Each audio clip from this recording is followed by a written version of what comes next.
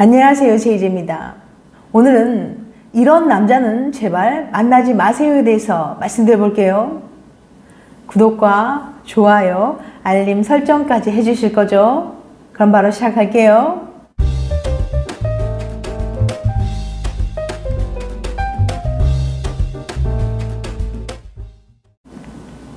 남자친구와 막 3개월 차에 접어든 A양.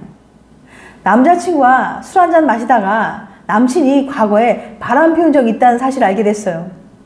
이런 상황에서 A양은 남자친구와 헤어져야 될까요? 계속 만나도 될까요? 헤어져. 바람둥이는 바람둥이다 라고 말하는 사람도 있을 것이고, 반면에 지금은 정신 차렸겠지 라고 말하는 사람들도 있을 거예요. 그런데 덴버 대학 노프 교수는 이럴 때 헤어져야 한다고 단호하게 말합니다. 노프 교수가 바람 피워서 헤어진 커플을 연구한 결과 충격적인 사실을 3가지나 발견했거든요. 과거에 바람 피운 남자와 헤어져야 하는 이유 3가지. 첫 번째, 바람 피운 사람은 계속 바람 피운다. 한 번 바람둥이는 영원하다는 말 한 번쯤 들어보셨을 거예요. 이 말은 과학적으로도 이미 증명된 사실인데요. 노프 교수 연구에 따르면 처음 바람 피운 사람에 비해 전 연애에 바람 피운 사람들은 다음 연애에도 바람 피울 확률이 무려 3.4배나 높았다고 합니다.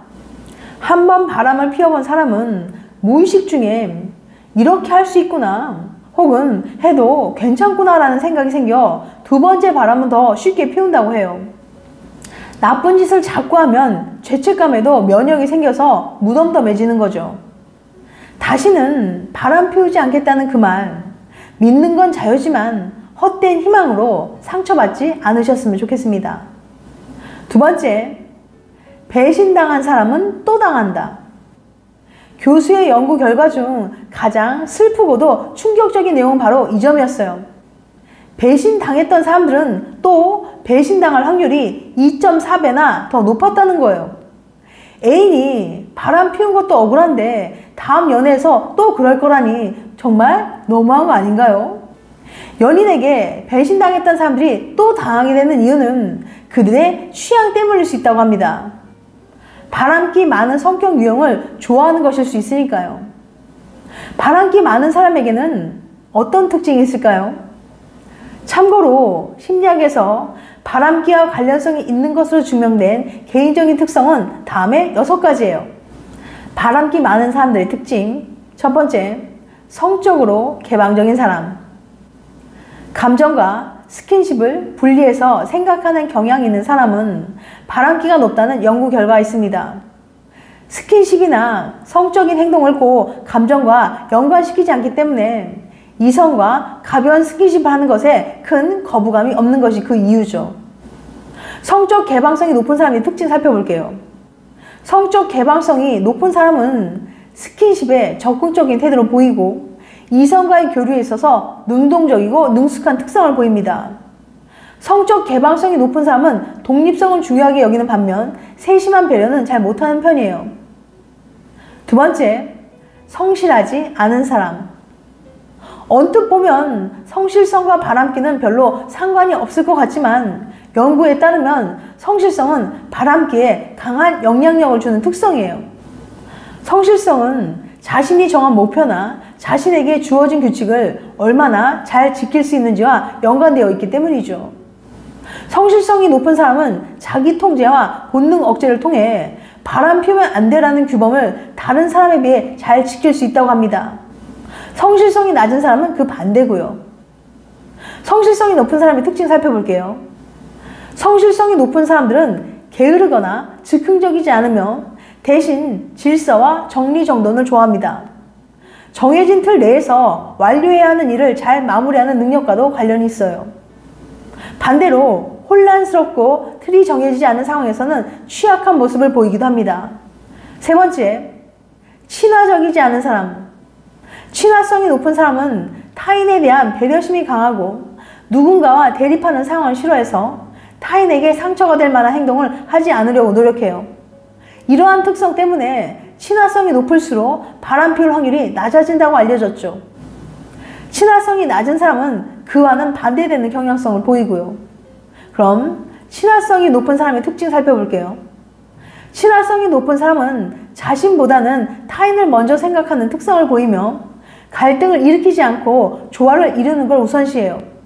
반대로 다른 사람의 잘못을 지적하거나 갈등을 겪어야만 하는 상황엔 취약합니다.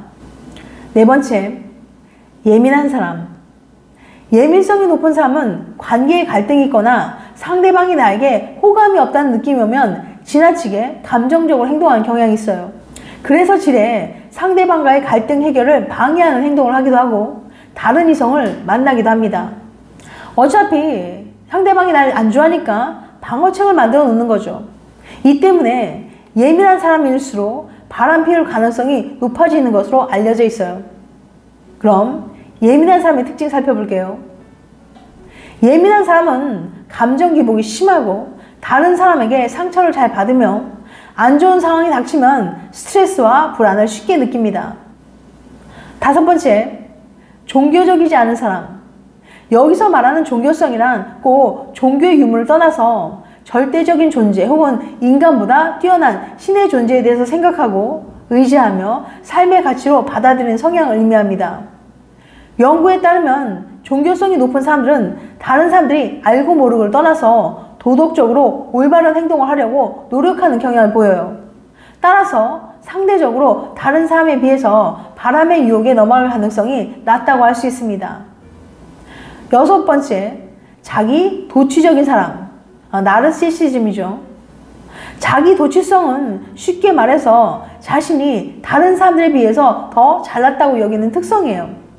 자기 도취성이 높은 사람은 자신감이 넘치고 다른 이성들도 자신을 좋아한다고 여기기 때문에 쉽게 이성에게 접근하곤 합니다.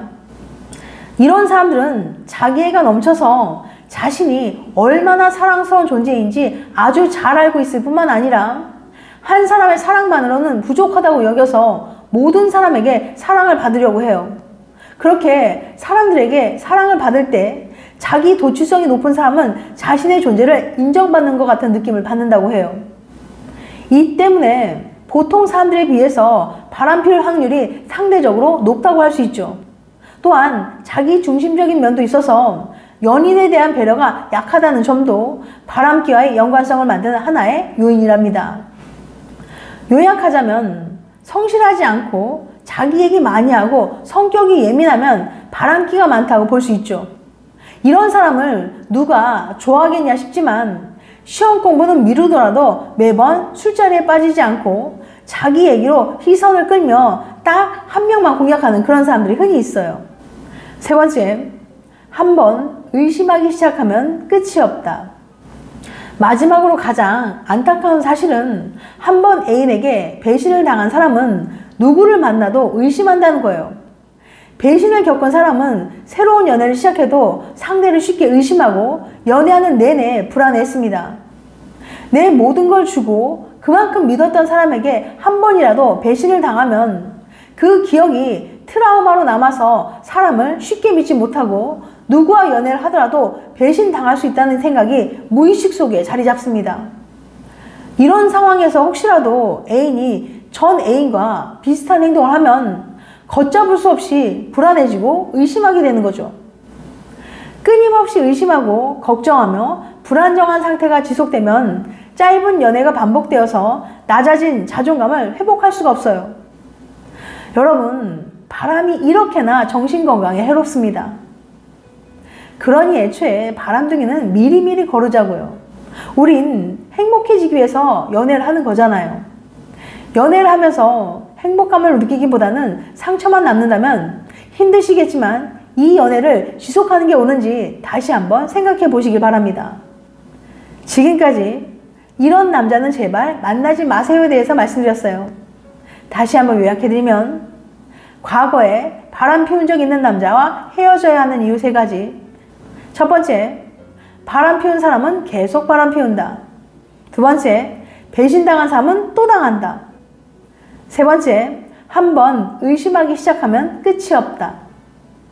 다음엔 더 재밌고 유익한 영상을 찾아뵐게요. 끝까지 시청해주셔서 감사합니다. 다음에 또 봬요. 안녕.